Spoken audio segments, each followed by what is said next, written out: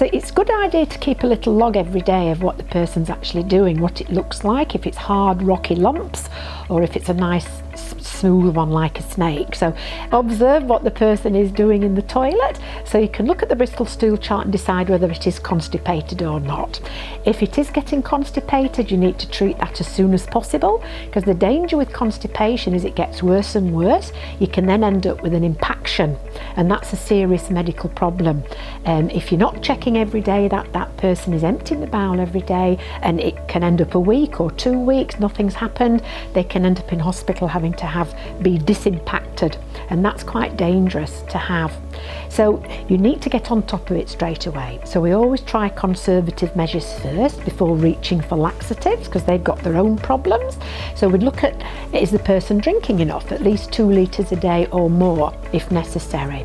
Are they having enough fibre in the diet? Now, we're supposed to eat at least 5 portions of fruit and veggies a day as a minimum. Ideally we should be eating 8 or 10 portions, so you have to get that fibre in somehow. But you don't have to eat lots of cabbage and broccoli. You can have fibre. Fibre's found in liquids, so cloudy apple juice, pineapple juice, pear juice is a good form of fibre.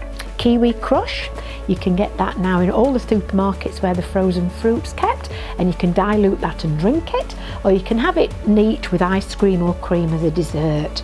Kiwis are excellent. They've got an enzyme in which triggers off this gastrocolic reflex and makes the bowel move. But not everybody likes kiwis, so you can get it. They do manufacture it in a capsule form called Flow.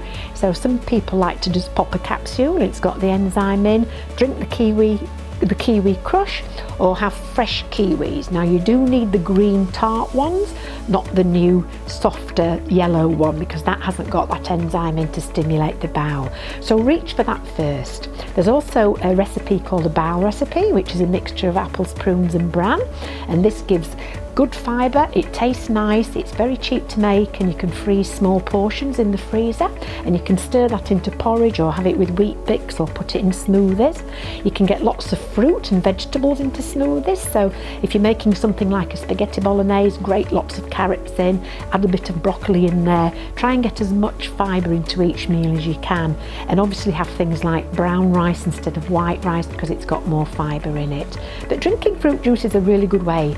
Sometimes though, if the person doesn't like fibre, or they've noticed you've put things in and they won't have it, you can use something called Metamucil. This is ispagula husk, and it adds fibre to the motion. So there's Metamucil or Consul D. You have that twice a day. Again, pop it in a smoothie or mix it with the drink, and that will give increased fibre for people who can't eat a lot of fibre or won't eat a lot of fibre. Yeah.